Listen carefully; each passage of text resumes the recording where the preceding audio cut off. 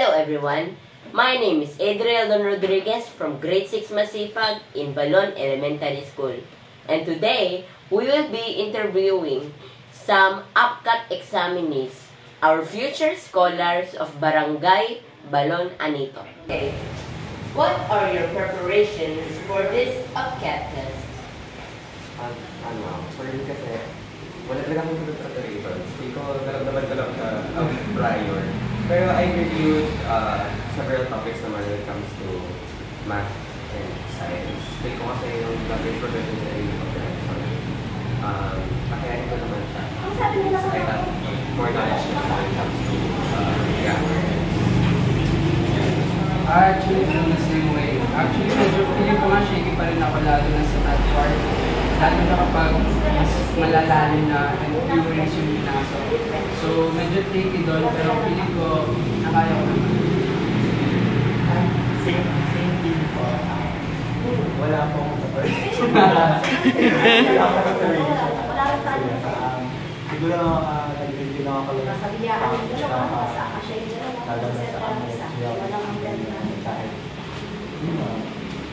Okay, now, what are your expectations for the test? Ako, of course, part ko siguro na pag-ibig ng mga exams. Yung expectation mo hindi mahirap. So, ayun na. I actually feel the same way. Feeling ko magiging mahirap din talaga. Very nakakaba. Very nakakaba talaga. Ay naman kayo nag-aaral.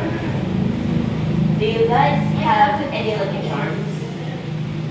Ako, siguro, kasi part na daw ng part of like pamigay ng YouTube na magpataka ka sa isang object passer din. So yesterday, nakipag-meet ako kay Adelada ng isang object passer din. Nagpapasama na natin sa Ako, first, Ireland. Ako lang, pagkasal lang po. Sa mga teachers sa alam. Okay, thank you for your cooperation. Now, please, we wish you good luck on the UPCAT test. Thank you. Do you have any preparation for the UPCAT test? Talking about preparation, of course, meron akong review book sa Exam Champion. Ang dami na natulong sa akin, ang dami kong binasa dito na nagbigay sa akin ng information about sa mga kailangan ko sa UPCAT.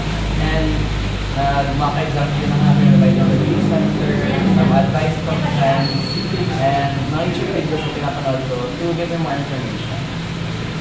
What are your expectations for your test?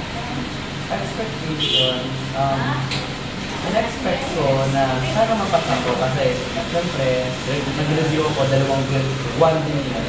And I don't want my review to go to waste. And since 150,000 na yung takers ng UPCAT and there's only a 30% chance of passing, I'm hoping that I will pass it and sana I will make my family proud and since malaking opportunity rin kapag nabigyan ka ng opportunity ng EFP na mag-aral ka. Do you have any lucky charms? Lucky charms? Yes, meron akong dalawang lucky charms. Yung necklace ko na lagi ko nilalala. Ito yung sinuot ko nung comprehensive exam, nung final defense, and nung graduation namin. And I also have my perfume na ginagamit ko lang on special occasions. Also my shoes na sinusuot ko lang for special occasions. And I also have my watch na binigay sa akin ng mother. Thank you so much for cooperating. We wish you good luck on the UPCAT. What are your preparations for this test?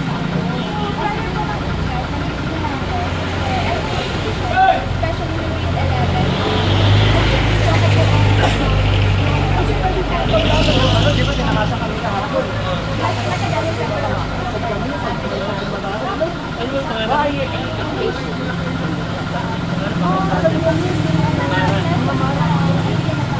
Dapat ni Mara, naka-platin naman yun. Alam naman ni Mara yun. Naka-platin naman ni Mara. Baka mamaya. Do you have any lucky charms? Hindi, wala na. Tapos mo na eh. May tawad doon mo ba? Okay, kaya lang yung Thank you babae. so much for cooperating with me, and wish Umayos you ka have din. good luck on your test. Nakakalaya nga rin, ma'am. Over 140,000 applicants are expected to take the exam across the country on these dates, August 2 and 3, Saturday and Sunday, across 117 testing centers nationwide. And that is all for today's updates. Again, I am Adriel Don Rodriguez, wishing luck to our future scholars.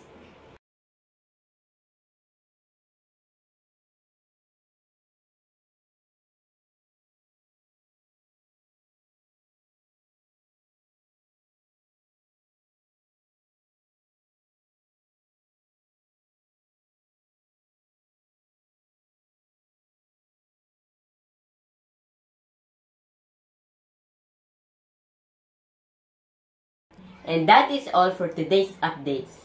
Again, I am Adriel Don Rodriguez, wishing luck to our future scholars.